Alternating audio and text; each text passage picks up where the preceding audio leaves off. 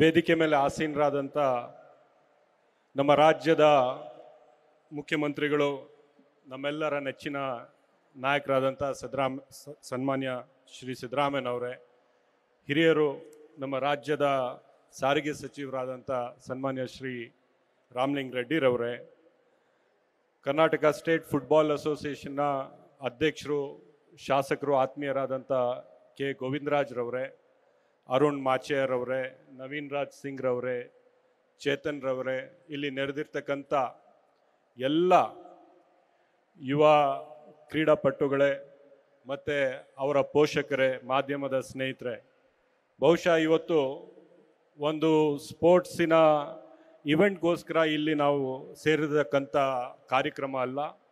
ಇಡೀ ವರ್ಷದ ಸ್ಪೋರ್ಟ್ಸ್ ಫೀಲ್ಡಲ್ಲಿ ಭಾಳ ಮಹತ್ವವಾದಂಥ ಮಿನಿ ಒಲಿಂಪಿಕ್ಸ್ಗೆ ಇವತ್ತು ಪ್ರಾರಂಭ ಮಾಡುವುದಕ್ಕೆ ನಾವೆಲ್ಲ ಸೇರಿರ್ತಕ್ಕಂಥದ್ದು.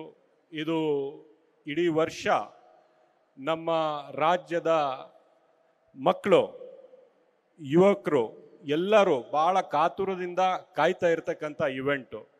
ಇವತ್ತು ನಾವು ಸೇರಿ ಇದಕ್ಕೆ ಪ್ರಾರಂಭ ಮತ್ತು ಚಾಲನೆ ಕೊಡೋದಕ್ಕೆ ನಮ್ಮ ರಾಜ್ಯದ ಮುಖ್ಯಮಂತ್ರಿಗಳೇ ಸ್ವತಃ ಬಂದಿದ್ದಾರೆ.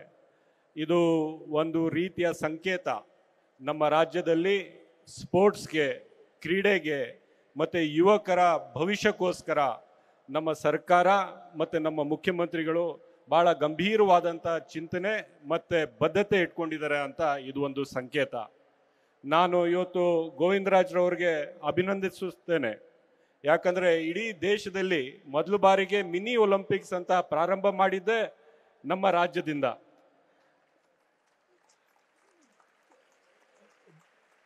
ಬಹುಶಃ ಬೇರೆ ಯಾವುದೇ ರಾಜ್ಯದಲ್ಲಿ ಮಿನಿ ಒಲಿಂಪಿಕ್ಸಿನ ಕಾನ್ಸೆಪ್ಟ್ ಇರಲಿಲ್ಲ. ಈಗ ಬೇರೆ ಬೇರೆ ರಾಜ್ಯದವರು ನಮ್ಮ ಕರ್ನಾಟಕವನ್ನು ನೋಡಿ ಅವರು ಕೂಡ ಮಾಡ್ತಾ ಇದ್ದಾರೆ, ಮಾಡಬೇಕು.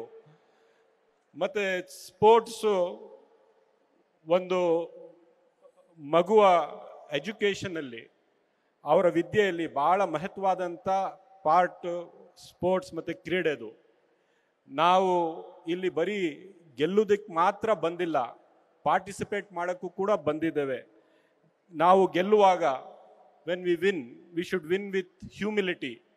When we lose, we should lose with grace and dignity.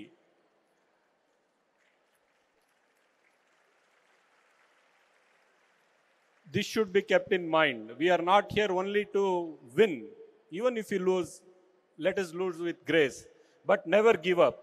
Let us try hard, put all our efforts so that not only we win again, but when we win, we look the most humble person in this field. So I wish you all best of luck. ತಮ್ಮೆಲ್ಲರಿಗೂ ಒಳ್ಳೆಯದಾಗುತ್ತೆ. ಮುಂದಿನ ದಿನಗಳಲ್ಲಿ ಈ ಜಗತ್ತದಲ್ಲೇ ಭಾರತ ದೇಶದ ಹೆಸರು ತಮ್ಮ ಮುಖಾಂತರ ಬಹಳ ಉಜ್ವಲಾಗಿ ಬೆಳಕಿಗೆ ಬರುತ್ತೆ ಅಂತ ಆಶಿಸ್ತಾ ತಮ್ಮೆಲ್ಲರಿಗೂ ಅಭಿನಂದನೆಗಳನ್ನು ಸಲ್ಲಿಸ್ತಾ ಇದ್ದೀನಿ. ಜೈ ಹಿಂದ್, ಜೈ ಕರ್ನಾಟಕ. ನ್ಯೂಸ್ ಫಸ್ಟ್, ನಿರ್ಭೀತಿಯಿಂದ ನಿಮ್ಮ ಪರವಾಗಿ.